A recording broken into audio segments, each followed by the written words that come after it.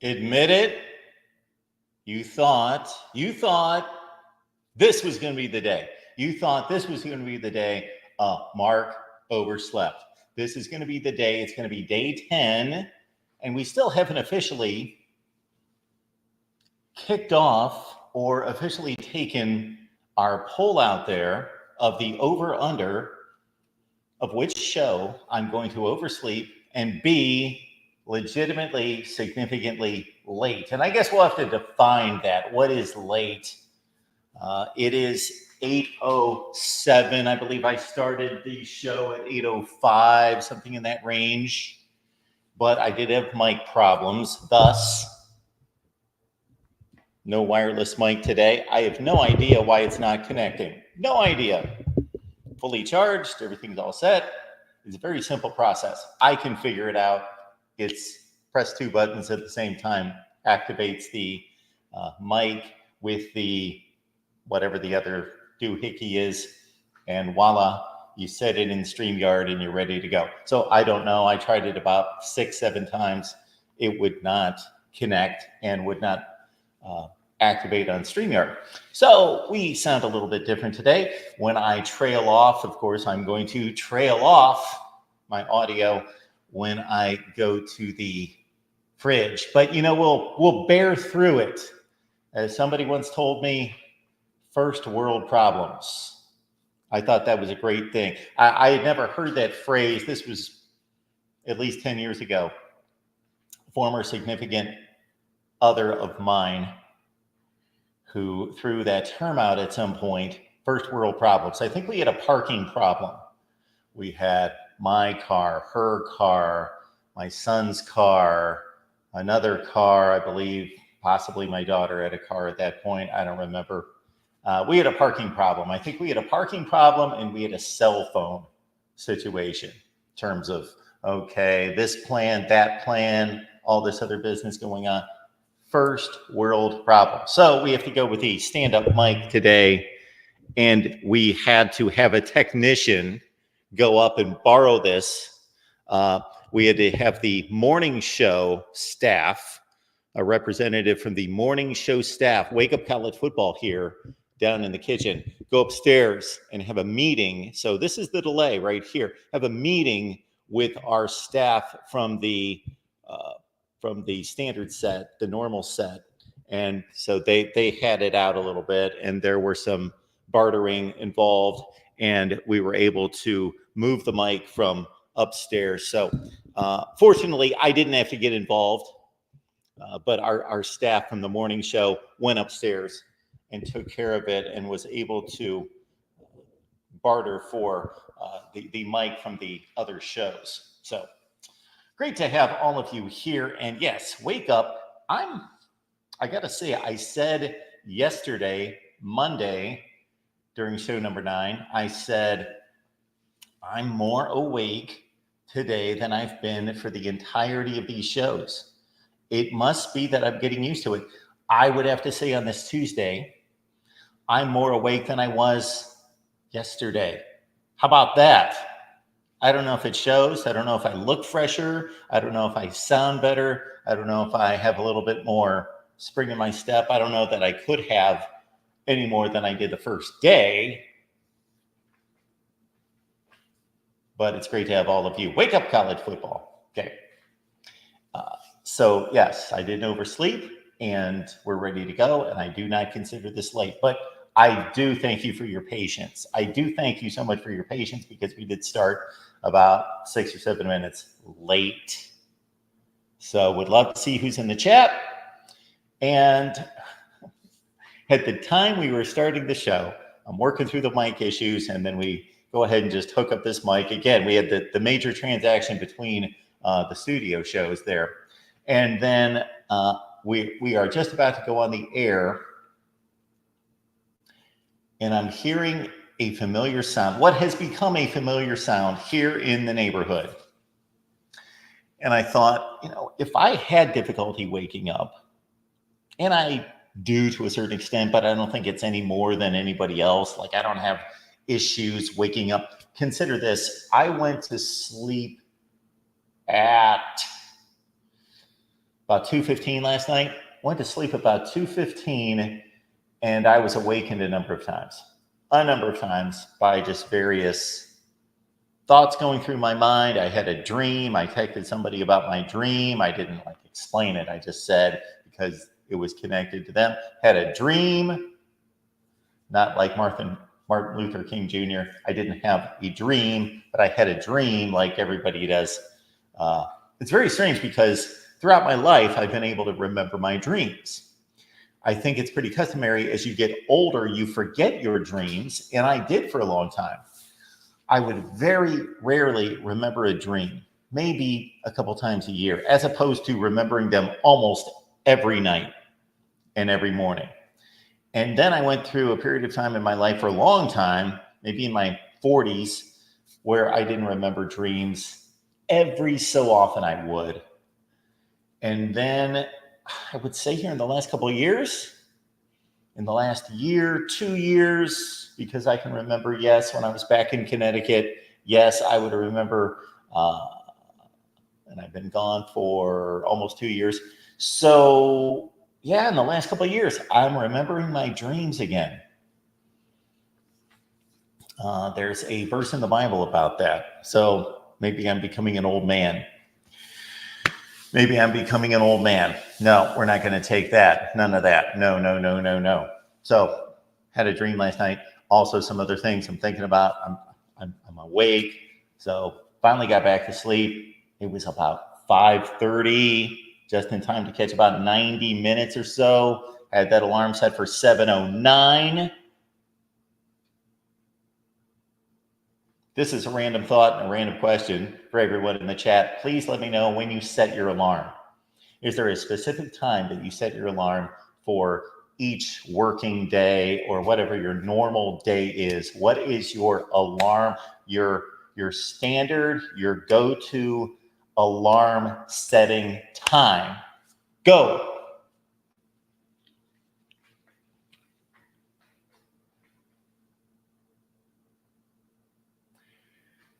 And Ferris Khan was the first one here.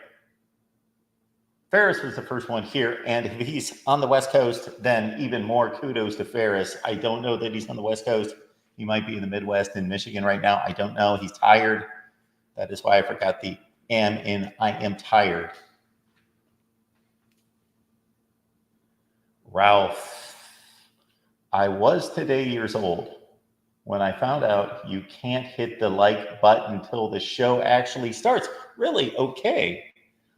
It's funny because, and this is probably just a glitch with YouTube that's not a big deal. It doesn't matter.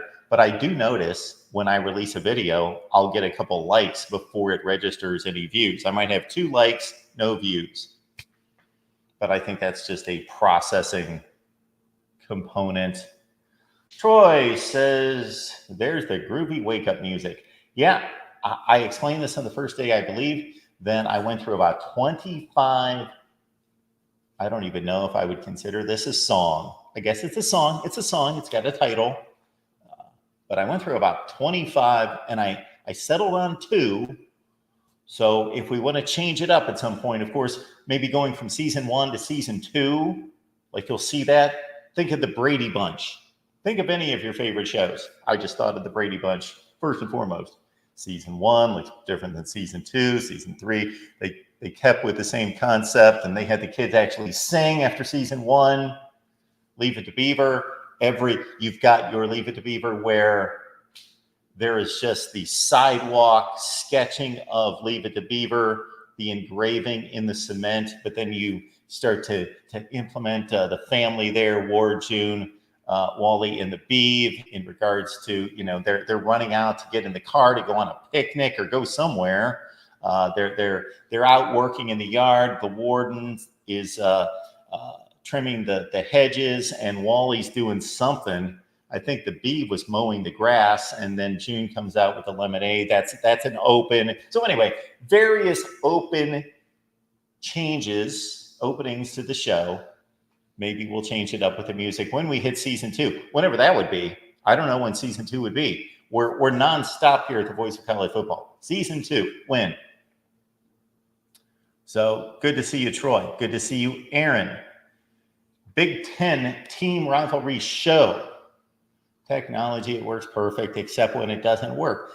Isn't that so true? I think that's one thing we can agree on. We can agree on so little these days, whether that be in sports or otherwise. But yes, technology does work. It works all the time, except when it doesn't work. Franklin Fanatic. Good morning, friends. Oh, that's an I. Is that an I? No, that's not an IO. That is not an IO. That's coming from Franklin. We enjoy Franklin Fanatic there, but of course that is not the James Franklin there. If you have not seen the impersonation of James Franklin, check it out on YouTube when there is not a Voice of College Football show, of course.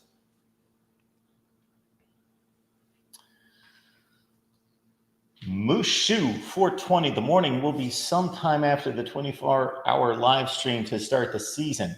The morning will be. So we got Mushu 420. We appreciate you being here. And Mushu knows enough about the Voice of College Football scheduling, the program schedule, the yearly program scheduling, to, of course, know that for what I believe is now 3 years, will be 4 in 2024.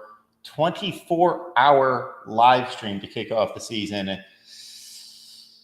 I don't see any reason why we won't do that again this year. Now, I only was awake for about 17 or 18 hours. Well, I was awake for more than that. I was actually broadcasting and your host for 17 or 18 hours.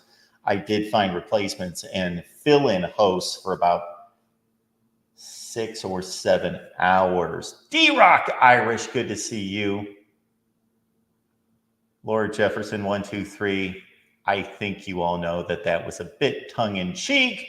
We've got Sonny here. Give the boys behind the camera a raise. They saved this show this morning. Yeah, the boys behind the camera. Yeah, too many to count. Too many to count. I definitely agree with Sonny here that everyone who works on the technical aspect of these shows should be given a raise. Absolutely. Your audio operator, give him a raise. Your camera operators, give them a raise. Producer, give him a raise. Let's keep going. They all deserve a raise. I will forfeit my raise for the salary increase of all the people that help me here on these shows. In the studio right here. We'll do that. We have set design going on right now as well. Yes, set design. It's going a bit slowly, but Ralph coming back with this, something about LeBron. Yeah, don't think I will really touch on that. Don't know anything about it. Don't even know what his son's situation is. Is he like 15, 20? I don't know what's going on with him. I was presented with an athlete today. Maybe I'll bring this up during the Iowa show. I think it will be brought up during the Iowa show today. 5:30 Eastern, 4:30 Central. Got to catch us for the Iowa show. But Corey Brad threw something out at me, and I was like, my response was, who is that? He does that all the time with women's basketball. And I'm like, who is that? First time he ever mentioned Caitlin Clark to me, I said, who's that? That was about a year ago. I am well versed on Caitlin Clark now. Although I got to say, I've never seen her shoot a basketball. I've yet to see her shoot a basketball, and I've not seen, I understand she's a big star of television, commercial television. She's got commercials all over the place. I've yet to see one of her commercials. I've yet to see her shoot a basketball. I have seen her get knocked to the floor after losing a basketball game. I have seen that, and I've seen her on SNL. Troy, this is Mark's I had a dream moment. He had a dream that one day Michigan fans and Ohio State fans will live in harmony. Yes, that should be the dream right there. Oh, man. Would it be too much of a mockery to actually make a video, take the I have a dream speech, modify it? Wow, maybe you got something there, Troy. Maybe you've got some. I'm not promising this.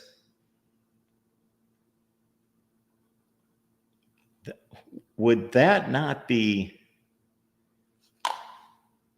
Now, some people would consider that to be some sort of blasphemy.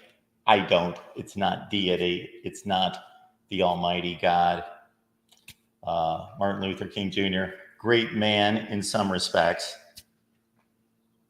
Maybe not personal life, from what I understand. I ran across a podcast.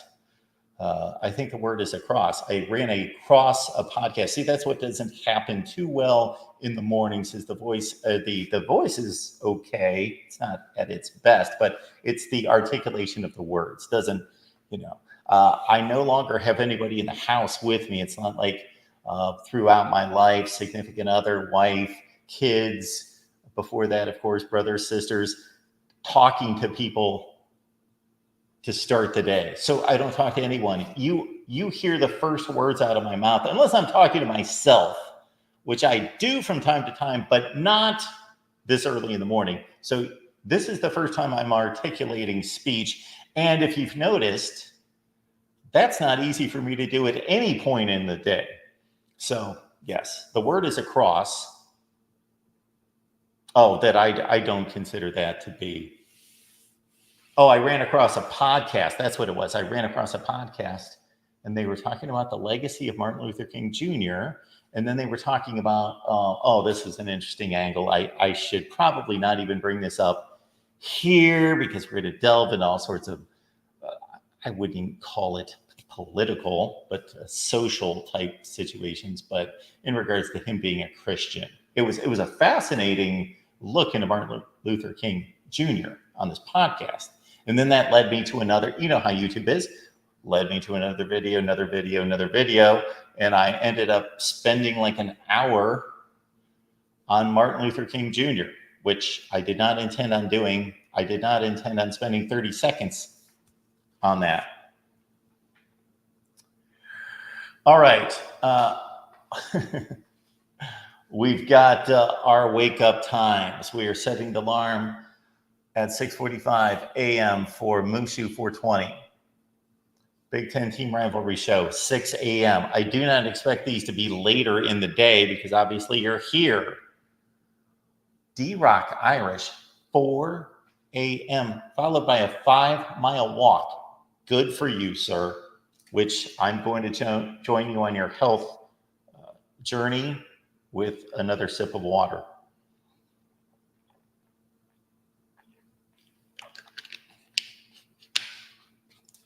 A 5-mile walk.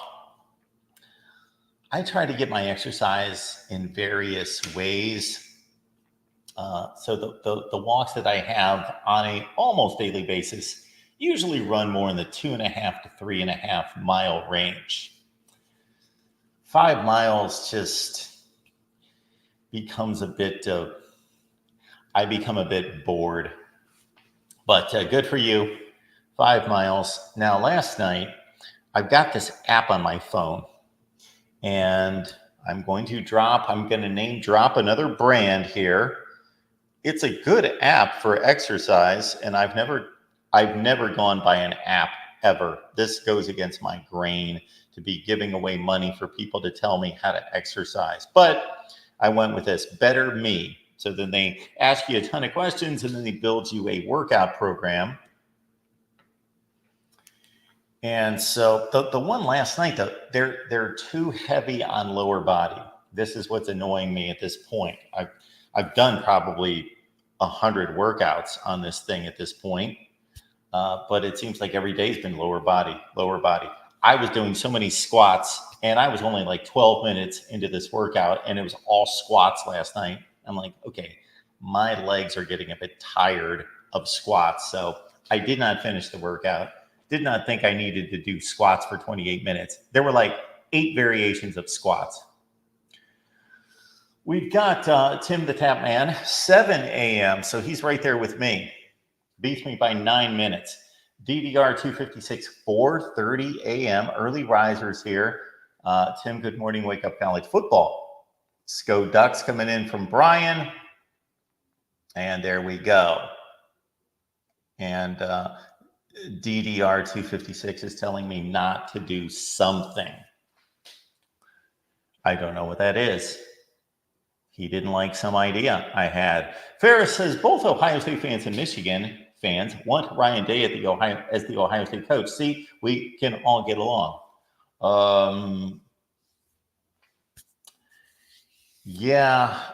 Ryan Day's an excellent coach. Yes, the record is in Michigan's favor against Ryan Day 3-1. So Michigan fans can certainly say that. And in a sense, it makes sense. And Ohio State fans, I think Ohio State fans, if we took a poll, I would guess that Ohio State fans, see, the problem is I can't take a poll. We can't take a poll here at the Voice of College Football and exclude everyone but Ohio State fans. I can make a post and say only Ohio State fans respond, but of course that's not going to be the case. But I would be interested to see how many of them want Ryan Day as a head coach. I'm going to say it's about 70% would be my guess. Ralph says Caleb Williams shattered the rookie jersey sales, and people were complaining because they wanted Caitlin Clark to keep that record. People are weird. People are weird just that they care about such things.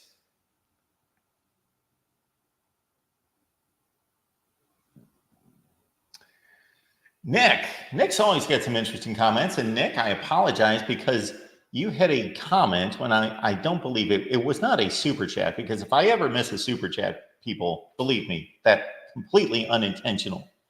Of course, I read all super chats. There's only been about 3 in the history of the network that I have not read because they were inappropriate. Not because they made fun of me. I'll make fun of myself and you can make fun of me. That's fine. I will read those comments. It was, inappropriate material. But Nick posted something yesterday that I wanted to get to. Now I can't remember what it was. I thought it was either a bit interesting or amusing or something. So Nick says, I'm 98% sure, so just 98% sure, there's a reasonable doubt there that Mark secretly wants Jim Harbaugh to cook him breakfast. Yeah, Jim Harbaugh cooking me breakfast. I think we had this conversation on the Texas show last night that you should watch. Matthew Miller knows his Texas football, and he knows college football, and we get together on Monday nights on the Texas channel, and it's right here as well, but we're going to move it eventually to the Texas channel. We're going to hide it from everyone. No, You should all be there on the Texas channel Mondays, 7 Eastern. He went through his SEC coaches rankings. I delivered mine as well.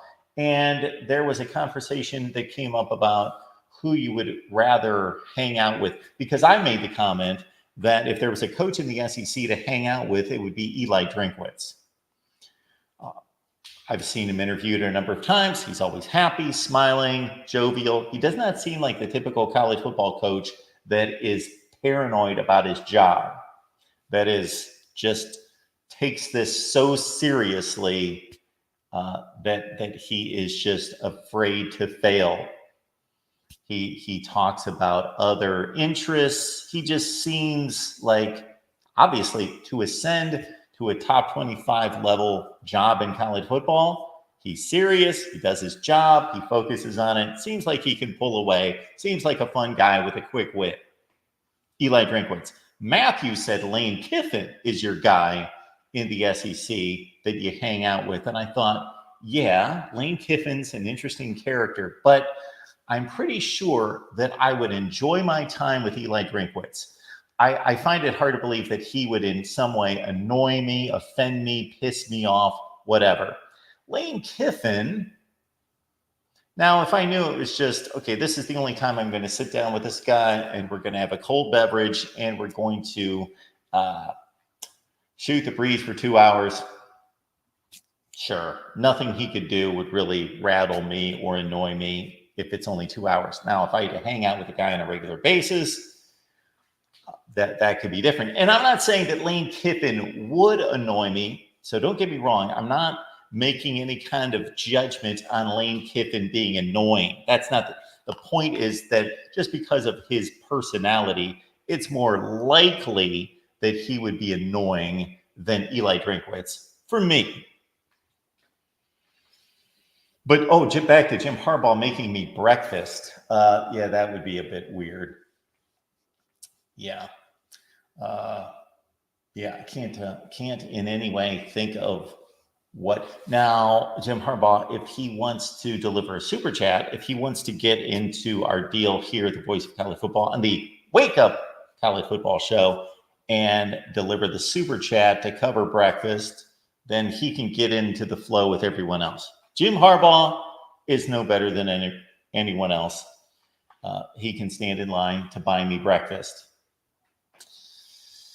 Yes, cooking me breakfast, that brings to mind him staying over at a recruit's house. Yeah. Franklin wakes up when he wakes up, so it must be rather early. Tim the Cat Man, what college football coaches are on the hot seat? We've got a hot seat video, so check it out.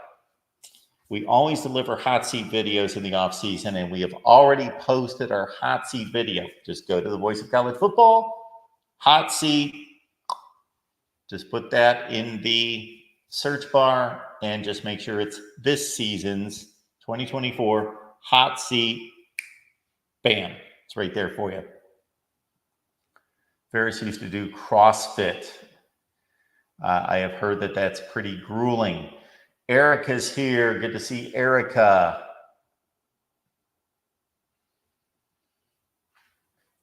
Yes, of all the Drinkwitzes I know, they're all good people that I certainly would hang out with.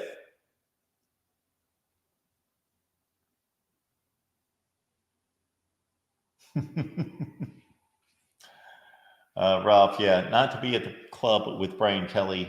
We've seen Brian Kelly dance, if that's what you're alluding to. We have seen Brian Kelly dance, try to dance. All right. I gotta say, I noted that I was wide awake today and that we're getting into this schedule. I'm not going to call it a schedule. It's a wake-up schedule, but the sleep schedule, the go-to-bed schedule has not really changed. It's 2 in the morning, 3 in the morning, 3:30 in the morning, whatever it is. But the wake-up schedule has moved from about 9 a.m. to 7 a.m. I was always getting up about 9, sometimes a little bit earlier. But I got to say, if I lived elsewhere in this neighborhood, then my wake-up call would not be determined by me. And what I mean by that is there's a yapping dog in this neighborhood that I gotta say, if I lived any closer, like I can hear it in the distance and it doesn't shut up. It's like a rapid fire machine gun and it goes off for about 10 minutes. That continues for 10 minutes without stopping. And I hear it way off in the distance. And I think, if I was their next door neighbor or anywhere within like 20 houses, no, there would be a conversation, because this is every morning at 8 o'clock. I guess it's at 8 o'clock. It was right when the show was starting. My son would love this. He trains dogs. He's a dog trainer, has his own business. So if you're in Connecticut and you need your dog trained, this is an unbiased. We talk about biased opinions all the time here. We talk about unbiased opinions. This is certainly an unbiased opinion. He's the best dog trainer in the world. There's no question about that. So I see this guy walking a dog. I'm inside. I see it out my window because I just hear this dog barking. I hear the dog barking, and then I look out and I keep hearing before I went to look, I keep hearing the owner of the dog correcting the dog. I love when people try to reason with a dog, try to verbally discipline the dog if it's not trained, like the dog can understand. This is one of the things that my son tells me all the time. People treat dogs like they're people. They're not people. They are not people. They don't reason. They need to be conditioned. You don't like this guy. And so then I proceeded to watch this guy walk the dog down the street, and about every 8 feet, the dog's just yapping, and the guy would get down on its level and be like, stop it right now, stop it. Okay.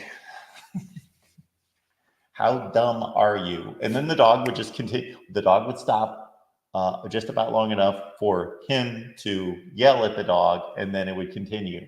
And this obviously did not work. It reminds me of some parenting that I've seen out in public at times. Yeah, if you do that again, if I count to 3, why do you have to count? I fell into that trap, I remember, at some point, because I don't know, I was conditioned or I heard that. I did that a few times, and then it hit me. I only did that a few times with my kids, the whole count to 3 business. Then I thought, no, I'm not counting to 3. I told you to do something. Do it immediately. There's no counting to 3. What? Whoever thought of that? Can I say it? Can I say it? It's my New Year's resolution not to, but this is a conceptual person out there. Many people, they're a moron. You are a moron if you are counting at your children before you discipline or do whatever you're going to do, which is usually just telling them the same thing again. You're not holding them accountable and then disciplining them. You're just counting to 3 again. It's the dumbest thing. And I caught myself after doing that a few times and thought, what in the world am I doing? Why do people do this? I'm not going to do this. Counting to 3. It's the stupidest thing in the world. Well, there are other more stupid things than that. We come across them every day.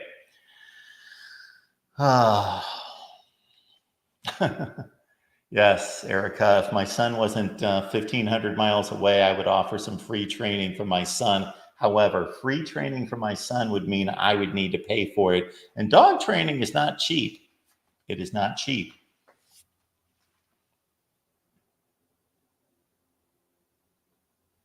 Yes, a lot of dogs need to be trained.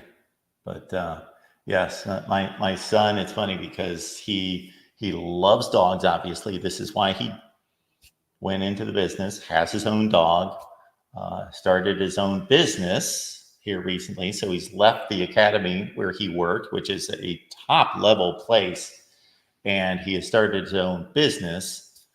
But he's very matter of fact with dogs. He loves them. I don't know if love might be love is a strong word that we throw around all over the place. But what's funny, I don't know that he tells owners this, but he certainly told me this. People think their dogs love them. Your dog does not have the capacity to love you. The dog does not love you. He finds that funny. He's like, dogs do not love people. They are responding to you taking care of them. They know how they get taken care of. That's not love. They are reciprocating because they get taken care of. So that's kind of funny. All right. The Rottweiler has the best dog I've ever had, easily trained and well behaved. Yes, sometimes you just fall into a good dog or a not so good dog. That happens from what I hear. Because my best buddy, he has a dog. So I have two extremely close friends, and one of them has had a bad dog experience recently. And another one has had a dog for, I don't know how long, 12 years, something like that. And his dog, Coco, is phenomenal. Just a great dog.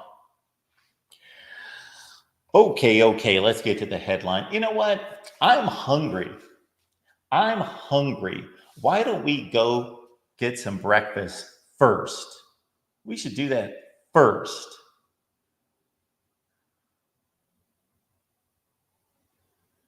What do you say?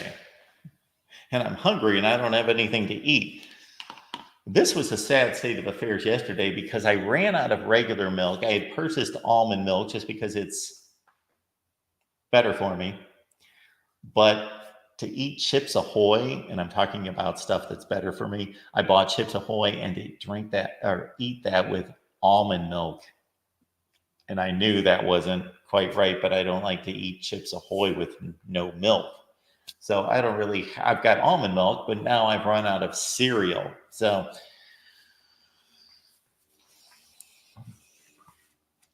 do I make the bacon and eggs again today? Do we throw some bacon and eggs back here? Maybe we should do that.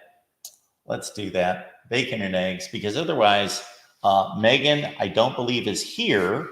And Megan has purchased me a smoothie, and we made that smoothie the other day. We went with some spring mix lettuce and some asparagus, and then the blueberry, cherry, and strawberry mixture, the frozen fruit. Yes, that was the selection there. And it was a little high on the vegetable end, which, of course, counteracted the fruit flavor, which is really what you want in terms of flavor.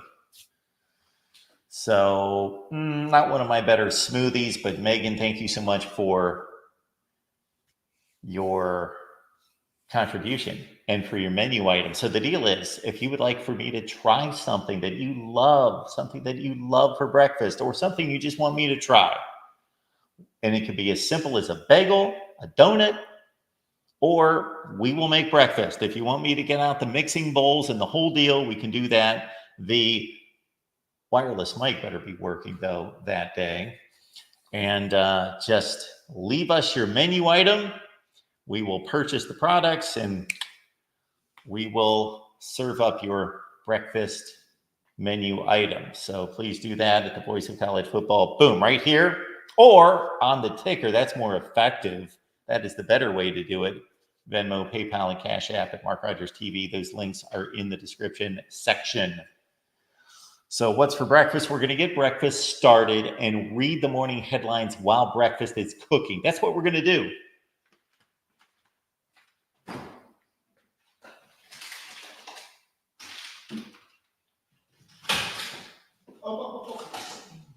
Okay. I had a full container of eggs, and I didn't realize that there was a partial container of eggs on it.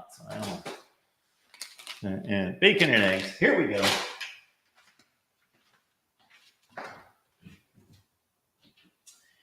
And I apologize, with no multi-camera shoot, And I didn't think we were going to cook today. So the last time we cooked the bacon and eggs, I positioned the camera so we could see. But I think you've all seen bacon and eggs cooking. So it's not too fascinating. And we're going to read the morning headlines while we do some bacon. 4 slices, please. What happened here? There should be 4 because I do 4 every time and it works out perfectly, but I've only got 3 left. Well, that's a disappointment right there. There's another first world problem. I only had 3 slices of bacon instead of 4. I was looking at my midsection yesterday and it's not a pretty sight. So that's good. We'll get started on that by choosing just 3 slices of bacon.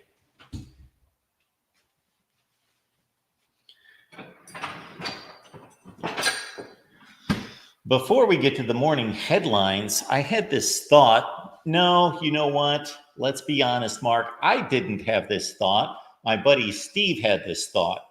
And Steve said, it would be cool if you came up with something catchy for each day or some kind of item that would maybe capitalize on your college football knowledge. You know, believe it or not, I know some things about college football or something like that, or just something catchy. So this was, I don't know at what point last night I didn't give it any thought. So no, I'm not prepared to unleash some kind of new segment today. However, I will say this, it's Tuesday. And I hate to be generic, but we have been from time to time here at the Voice of College Football, consider ourselves very unique in many ways, but we're going to go the generic route right now, 2 for Tuesdays. So do you have a 2 for Tuesday idea? Whatever that would be. What would be a 2 for Tuesday idea? I'm just throwing it out there. Get the brain churning. Give me your thought about a feature to the show that we could add on Tuesdays that involves the number 2 or a pair, a couple, a tandem, something. 2 for Tuesdays. 2 for Tuesdays. Just a thought. Eggs and bacon. Oh, I'm making eggs and bacon. I thought for a second that was D-Rock's suggestion for the 2 for Tuesday. 2 for Tuesday. There we go. 2 for Tuesday. Okay. Again, you estimate the cost of that, Nick, and we will make it. You estimate the cost, and here's the deal. Send us the super chat or more effective Venmo, PayPal, and Cash App. That's the deal. I make breakfast, and there we go. So that's the deal with that.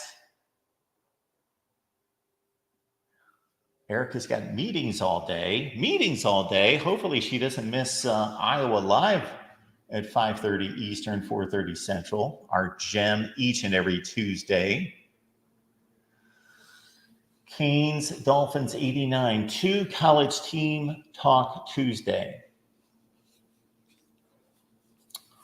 Okay, talk about 2 different teams. So once the season starts, we're going to talk about whatever's going on every day. There's going to be too much to talk about once the season starts. Before the season, talk about 2 teams on Tuesday. All right. I like the idea. We can put that in our back pocket. I'm thinking of something a little bit catchier than that. But hey, maybe next Tuesday we'll talk about Fresno State and Houston. How's that? I'm sure that would just whip up a frenzy in the chat to be talking about those 2. All right, so keep it on your mind there, and I'm sure you'll be brainstorming this for the next week. There's no question. You're all going to be just you will be blaming me days from now that, Mark, I can't get this out of my mind. I've been brainstorming 2 for Tuesday constantly. It's driving me nuts. I can't think about anything else.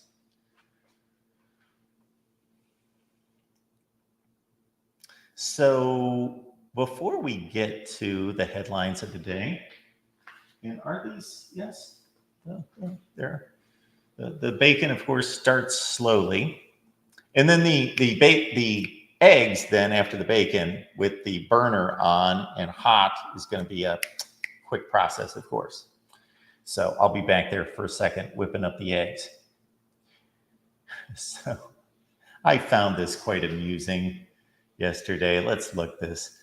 So this is my X feed. I've brought myself to the place where I am just calling it X. That's what it is. It's actually a much improved product since that rich guy took it over. What's his name?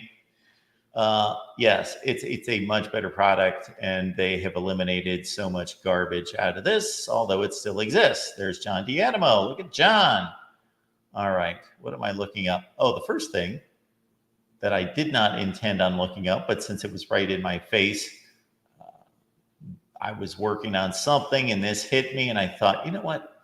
Purdue has the best record against Ohio State of any Big Ten team in the 2000s. Now we bring in USC, of course, they're going to top that because USC and Ohio State, USC since 2000 is 2-1 against Ohio State. So this goes out the window with the new teams, but we're talking about teams that have a track record in the Big Ten against Ohio State. So those are the other 13 teams in the Big Ten against Ohio State. And Purdue, now that record is starting to falter. It was extremely impressive there for a while because they won in 2000 because that won them the Big Ten championship. Drew Brees, the long throw, beat Ohio State. 2000,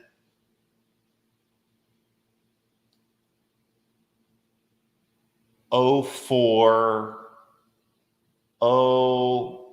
08, no, 09, 11, 18.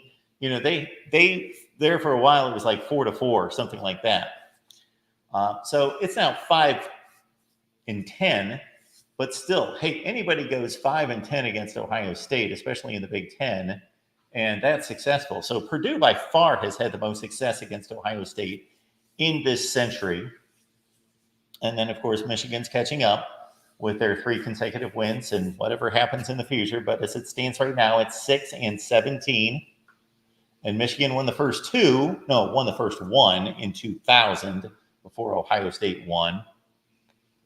So Michigan won, let's see. Yes, 2000, 03, and 11 before the last 3 years. Wisconsin used to be a thorn in Ohio State's side, but Ohio State has blasted them about 11 straight times. Penn State, for as good as Penn State is, and yes, they've had some down cycles during this time in the 21st century, but that is a really that's a really embarrassing record for Penn State. 5-19, and then everybody else. We're not going to go through it. Indiana at the bottom has not defeated Ohio State since 1988, and Maryland never has. Rutgers never has. Northwestern got a win in 04. Minnesota got a win in 2000. They lost 13 straight. So there is just that came across my plate, and I thought, okay, I'm going to throw that out there. It's easy to calculate. Boom, there it is. The Rod Farvo was at the 04 game in West Lafayette. Yeah, that was the week before the Michigan game. That was Troy Smith's first start, I believe. I believe that was Troy Smith's first start, and yes, Purdue. It's impressive. Purdue, 5-10 against Ohio State. I better watch the bacon. All right, let's get to before we get to the headlines, why I pulled up my X feed was not because of this. So we were talking about stars as it relates to everything in college football and beyond, and the stars do matter. The stars matter. I don't know how many other ways this can be proven. So we showed you yesterday where this guy, Preston guy. I should ask him on the show. He's got a lot of smart things on his X feed. So in the first round of the NFL draft, you had 11 5-stars, 12 4-stars, 8 3-stars, and one player below that level. And then, of course, there are only so many 5-stars. There's only roughly 32 each season, while there's over 300 4-stars. Sometimes that number's a lot higher. 300 to 400 4-stars, over 1,800 3-stars, etc. So your percentage chance of making it as a first-round pick in the NFL, if you're a 5-star, is 34% if you're a 5-star.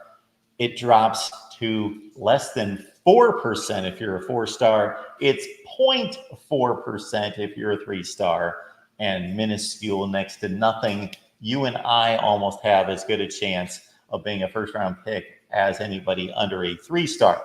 Okay.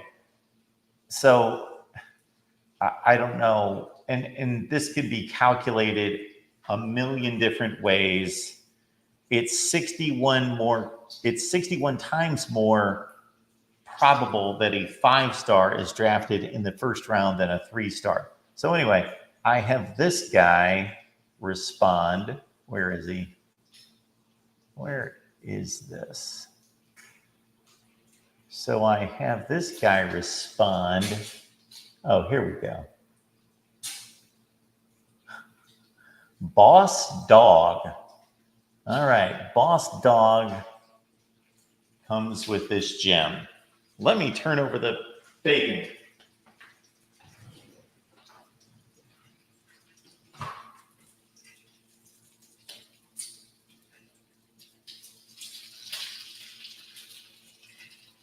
No, we will not turn over the bacon. Boss Dog comes in with this gem. Yeah, I cannot trust these star metrics. I remember someone who said Josh Barajas was a 5-star, and that did not turn out too well. So either he's making a joke or he's serious that the star metrics don't mean anything. I likened it to this, and this was during one of my moments in which I woke up last night and I looked at my phone and I saw that, and so I said, makes sense. Same reason I stopped buying light bulbs. I bought a bad one time, so I just sit in the dark. It's much better. So I thought that was amusing because the whole star argument.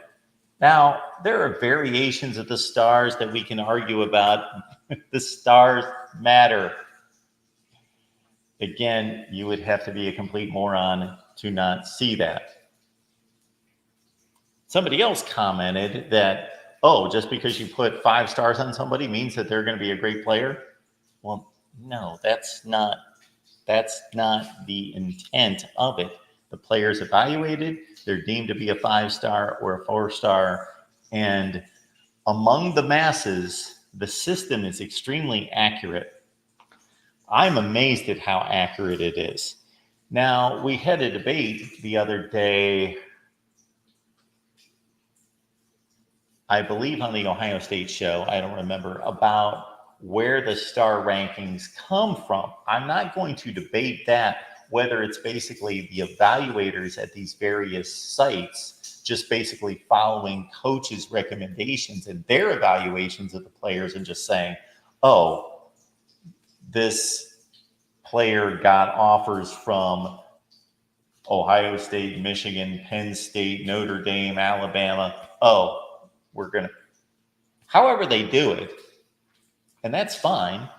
I'm not saying that the evaluators from these sites are amazing, incredible, and that there aren't politics involved in some of these rankings, and that there aren't evaluations coming in from other factions, most notably coaches and outside scouts, that impact their rankings. And that's great. That's just more information. They are just utilizing more information to make their rankings more accurate.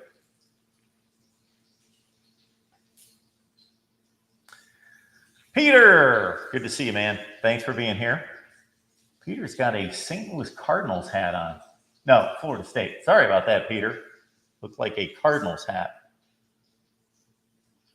So Ralph is telling us Michigan is about to flip the 5-star cornerback for Purdue. Or is that from Purdue? I don't know how I feel about that. I don't know who that is. When did Purdue ever get a 5-star cornerback? And Rod Farva with Weir, meaning Ohio State, is about to flip DeCorian Moore from LSU. McD, we're talking about star rankings, and I think we are done. I'm driving home the point. We say it all the time here. If you want to call me and argue about it, please feel free to. I just cannot understand anybody out there. Now, we can argue the weight of it, the extreme cases. We can argue the dynamics or how these evaluators come to deliver these rankings and these stars. All that can be debated. But what cannot be debated is that they matter. They matter. Okay. All right. McD, there's some bacon back here for you. Cool. We may have waited a little too long to flip. No, I'd say we're just right on time. Maybe slightly.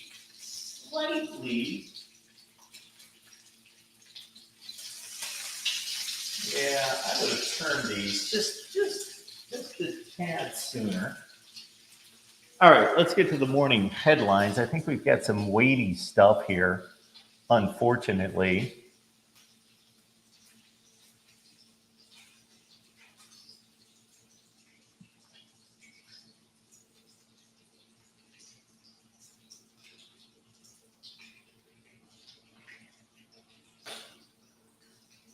So what do we have here? Okay. Oh boy. Am I going to have to get my legal mind out here first thing in the morning? College sports leaders in deep talks to settle NIL antitrust case versus the NCAA. This is coming from Pete Thamel and Dan Murphy. The leaders of college sports are involved in deep discussions to reach a legal settlement that would likely lay out the framework for sharing revenue with athletes in a future NCAA business model. The NCAA and its power conferences are defendants in an antitrust class action lawsuit, House versus NCAA, which argues that the association is breaking federal law by placing any restrictions on how athletes make money from selling the rights to their name, image, or likeness.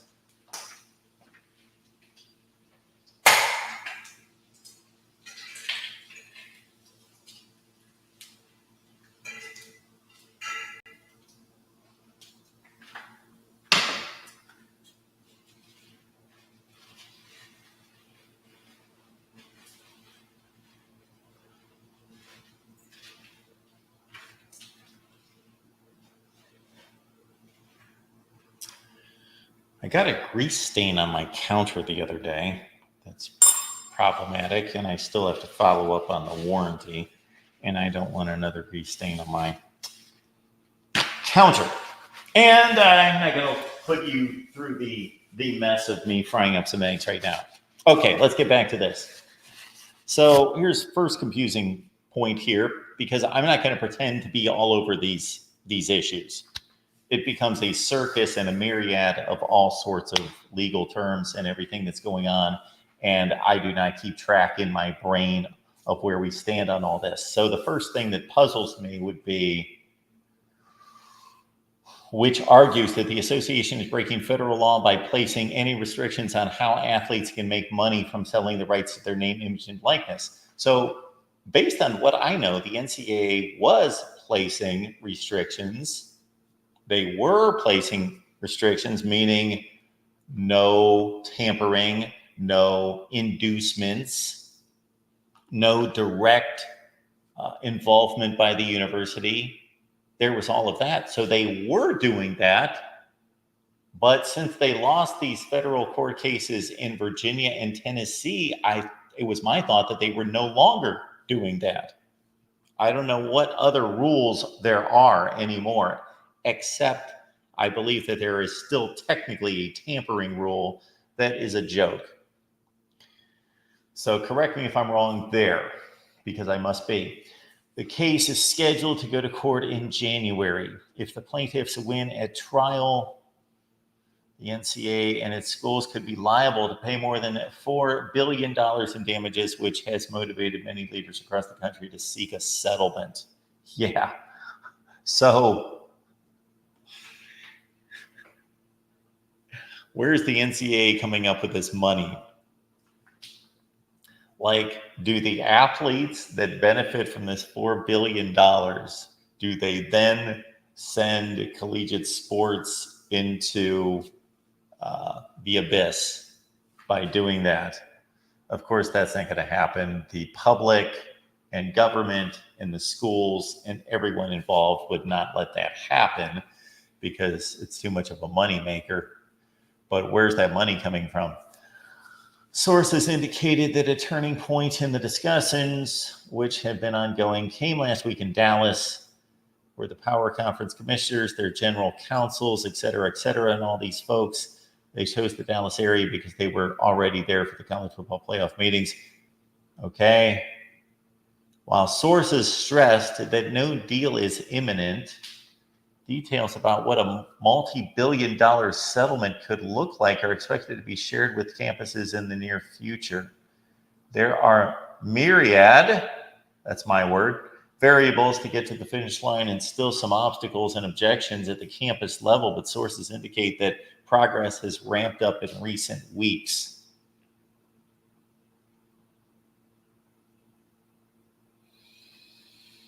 A settlement would provide some legal relief for a college sports industry that's been peppered by lawsuits. Could also serve as a keystone piece to formulating a more stable future.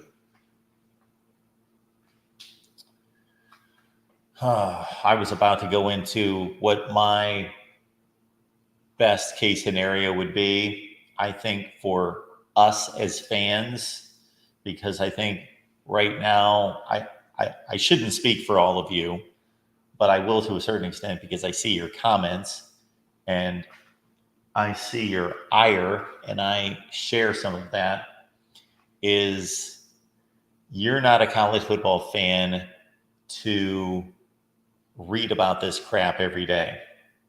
It's interesting to many of you. It is not interesting to me. Generally, sometimes some aspects of it become interesting.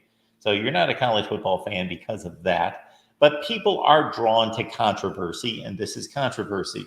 People are drawn to situations in which there has to be an opinion formed, that you have to take a side. So it's quite ironic that many of us took the side of the players in terms of that they need to receive a cut. What's a fair cut?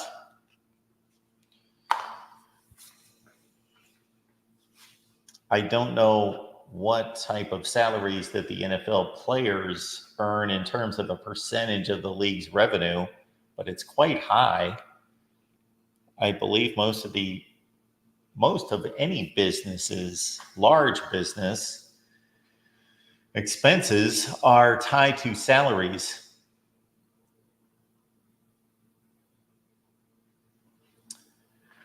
With the settlement expected to cost billions in back pay for former athletes, it would likely also require the NCAA and conferences to agree to a system for sharing more revenue with some of the players moving forward. So it most definitely will. And these former athletes, think about how many athletes we're talking about. How far are they going to go back? There was money being made by these schools and these conferences in the mid-'60s when television first became a regular staple each week with college football. The ABC college football contract started in 1966. Are they going to go all the way back? Money was made by the schools and the players under this line of thinking that lines up with federal law entitles the players to a cut. So is every player, many of them are deceased at this point, ever since college football became profitable, are they going to be tracked down, them or their families, to give them their $13 or their $1,300 or whatever the case might be? Once you divide it a million times, that's going to be interesting to me. You know, when do you consider this to be, again, at whatever point college football became profitable, that's where this back pay would have to begin, right? Sources indicated the top end revenue share numbers per school, once it's determined, would be in the neighborhood of 20 million annually. Although that's yet to be settled. Whatever number is set by the settlement, individual schools will be able to opt in to share revenue up to that number with their student athletes at their discretion. At their discretion?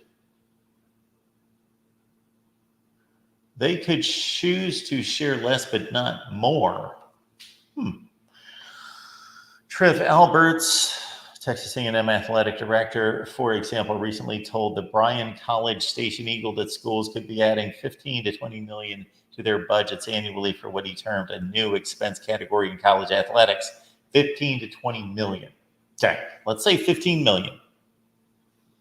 And let's say if that's with most football, basketball playing schools, that's who we're talking about. The football, basketball disparities probably 6, 7, 8 to 1. So you're going to spend that $15 million probably, and then you've got more football players than basketball players. So let's say you designate 13 million for the football team and 2 million for the basketball team. Those basketball players are going to make out pretty well. Let's say at a place like North Carolina, 2 million, 12 players, they each make, what is that, about $160,000 or $70,000. And then you take $13 million for 85 scholarship players, and they're all going to make about, somebody do the math for me. I certainly don't feel like dividing all that. 80, if they're making 10 grand a year, that's 800 grand.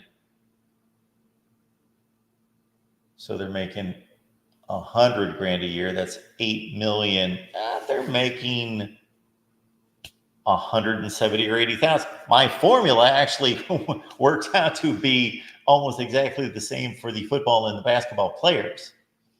170 or 80 grand per player. And then you have to go through the nightmare of, I should shoot a video on this. I got to think of everything involved here.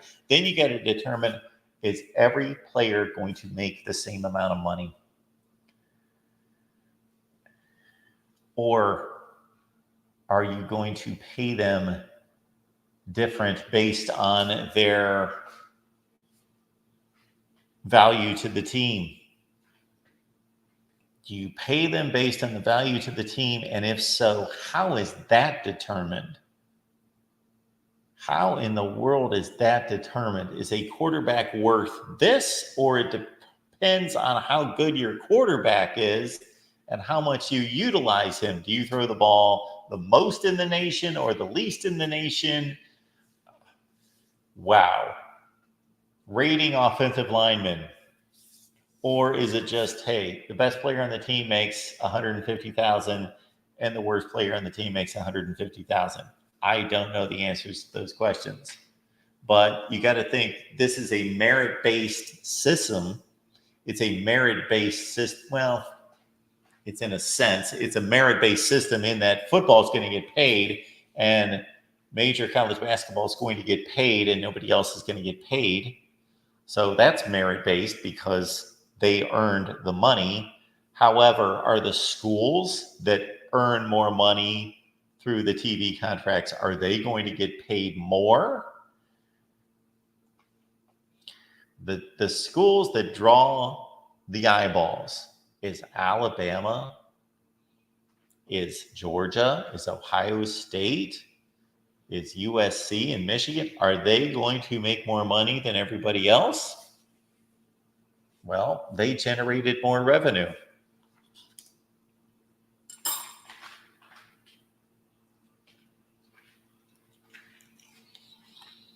Okay.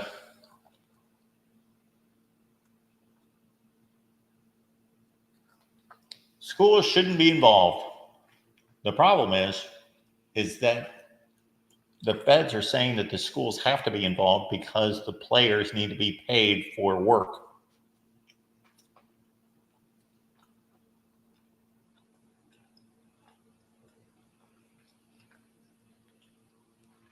Ferris is predicting a class action settlement where lawyers make the large bulk of the money.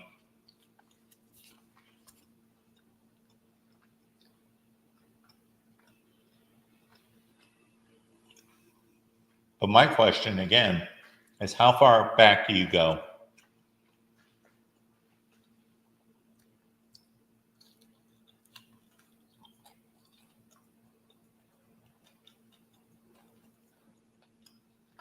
And then we're talking about all of the revenue generated by the games.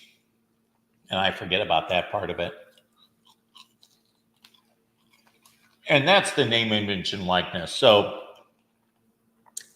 they are two separate but related issues. The pay for play, the pay for the work versus the NIL that's related to the gaming and other things. But that's the one that generates the most money.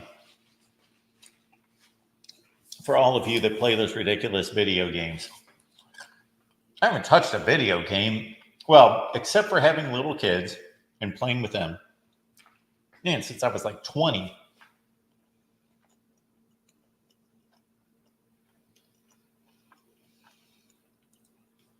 Well, Aaron, I hope not. I hope it doesn't kill Olympic sports. Although I have to say, what is the value? Maybe I'm being short-sighted here. What is the value of any particular school having a swim team? So the school is recognizing athletes who are really good at swimming, and therefore they swim and they compete at a high level. Okay. Nobody watches, nobody cares. Therefore, it generates nothing. Therefore, it's taking tax money away from people that don't care. Am I missing something here? Like, where did this all start in that athletes who compete in sports that generate no money get compensated to do so forth by taxpayers who don't watch the sports, who don't watch them play?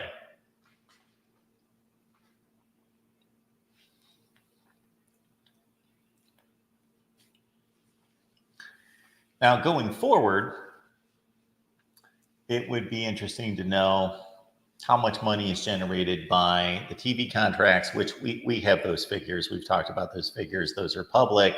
The Big Ten, for example, makes almost $1 billion through the TV deals with CBS, NBC, and Fox per year starting this season. But take all of that revenue that's generated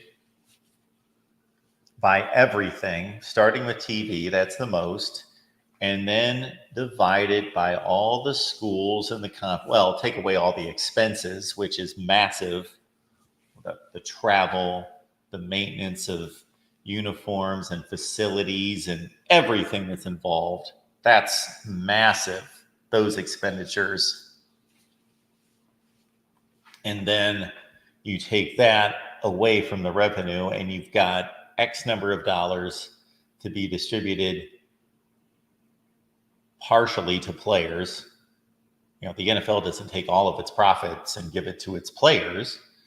It's a certain percentage. It's a math formula. You run a business, you have a math formula. Your formula is our operating expenses are 15% of our budget, and this is 12%, and this is 6%, and then we pay the staff 62%.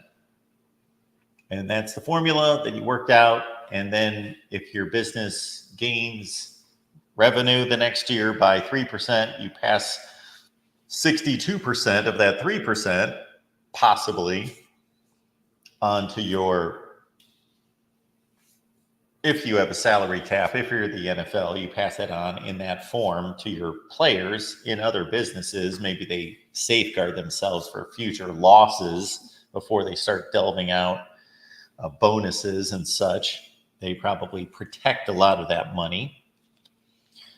So yeah, it's quite a deal.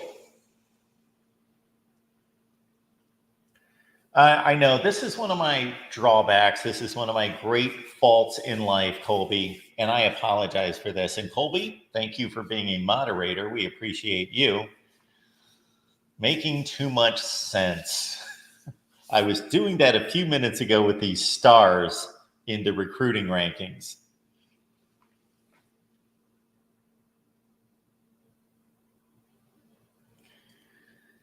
How many swim programs can you fund for what they're paying Jimbo not to coach football? That's a good point, except the Texas A&M football program, I believe, in addition to wasting money on Jimbo Fisher, makes so much money that they override that. So let's say your business is worth $100 million and you pay X number of operating costs and you pay your employees and all of that, and you make a $15 million blunder and decide that your executive director of marketing is a fool and you've got to eat that contract and let him go.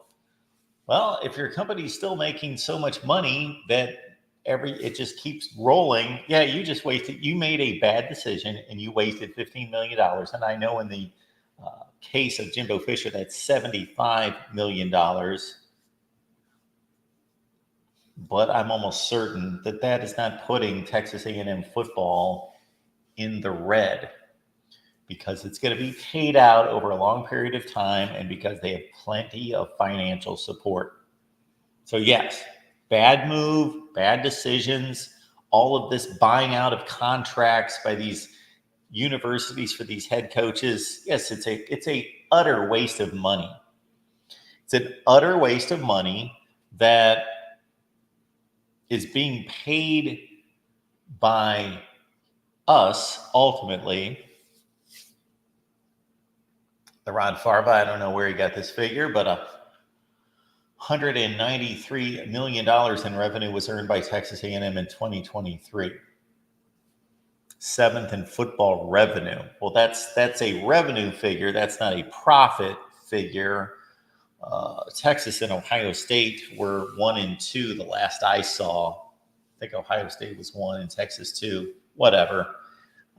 They were way out in front of everyone else. They were more in the 55 million range in terms of profit.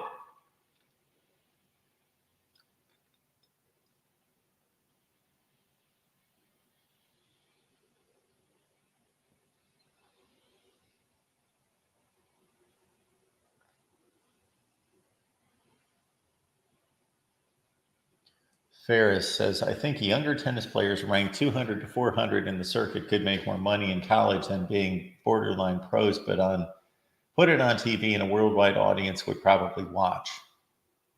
Would they? Would they? How many people watch tennis?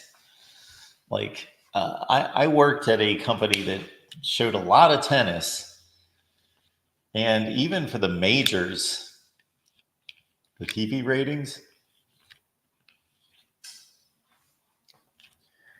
it's a high-end sport in terms of the sponsorships, and the people that watch have money. That and golf are able to capitalize on the viewership having disposable income and making a lot of money.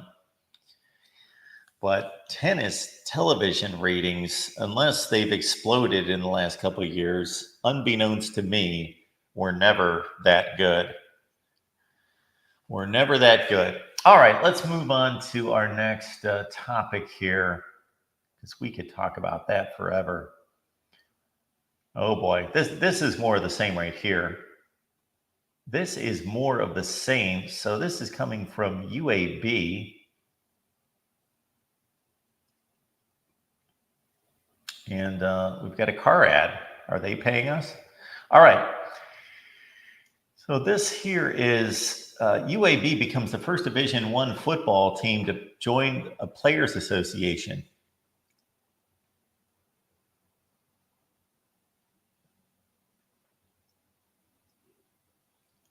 They were introduced to this unexpected source by their head coach. Well, he's Trent Dilfer. And he's been in the business world here, gathered his team for a voluntary meeting to encourage them to prepare for a future when college athletes might be able to negotiate for a larger share of their sports revenue. They're going to have a seat at the table. I wanted to make sure I helped pour gasoline on something that is going to happen no matter what. Dilfer introduced the team to athletes.org, one of several companies attempting to organize athletes for potential revenue sharing discussions.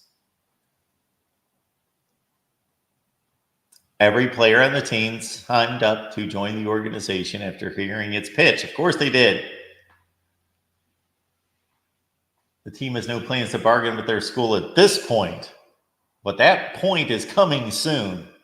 But their decision to join en masse is symbolic of the growing momentum for players to organize.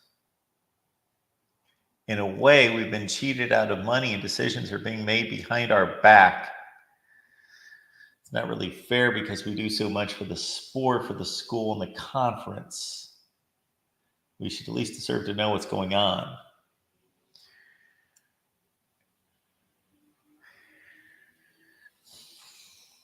All of this is a result of college football and college athletics not starting out as a business. Professional sports started out, regardless of how small, as businesses. So they've been run like businesses. College football in particular has morphed into a business.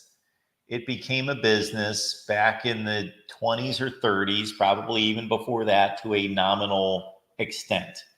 And so college football has been legislated like an extension of the university, an extension of academics, because it was supposed to be academically driven. It was supposed to be and was originally an extension of academics. It was just football was another sport to be played by students. But then the NFL became the NFL and college football became popular.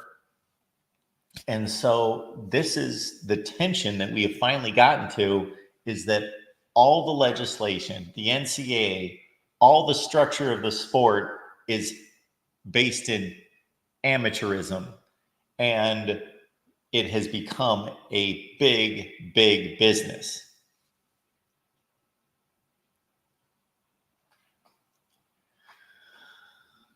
All right.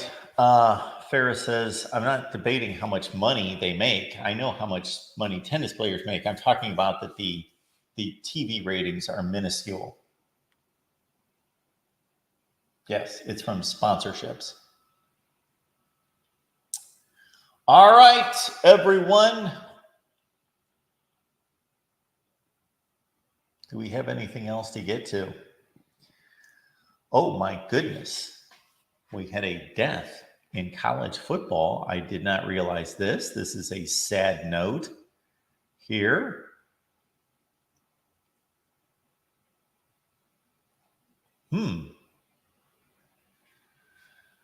Appalachian State football player Jack Murphy dies.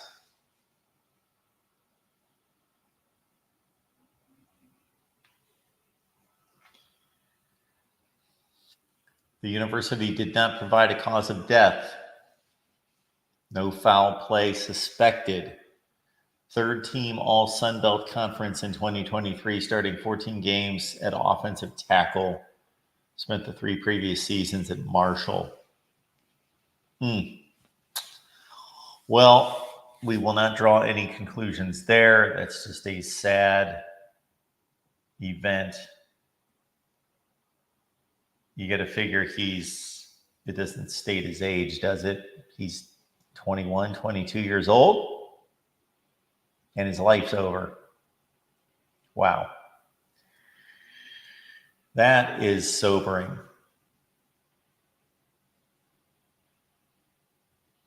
That is sobering. Wow. All right, folks, do appreciate you being here at the Voice of College Football. Here's the schedule for today. Our typical transfer portal update is typically at 3 p.m. Eastern Time. It's going to be at 4. We've got our Michigan Live. Michigan Live was last night. So if you are planning on your Michigan Live, of course, that's part of your Tuesday plans. John and the guys got together on Monday night. So you can just, you know what? Plan to watch it at 8 o'clock tonight. Plan to watch it right now. As soon as we get done here, go to the Michigan channel. Check out Michigan Live from Monday night with John, TJ, and Ferris. Okay, what I was getting to is, yes, not to mix up Michigan Live on our Michigan channel and my appearance, which is probably 40 times a year on the Michigan podcast with Steve Dace. So I will be on the Michigan podcast today with Steve Dace.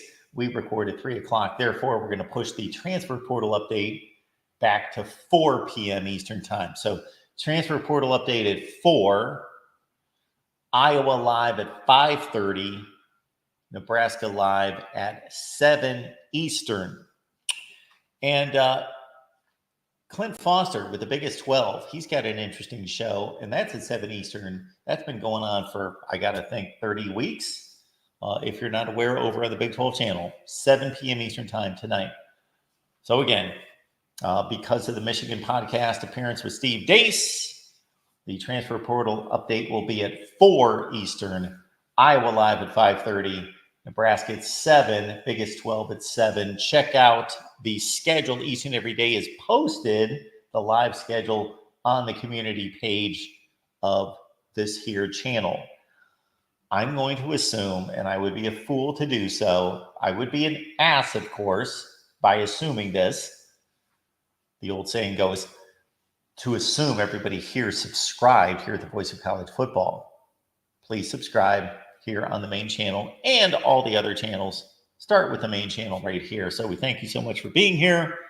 Have yourself a great day.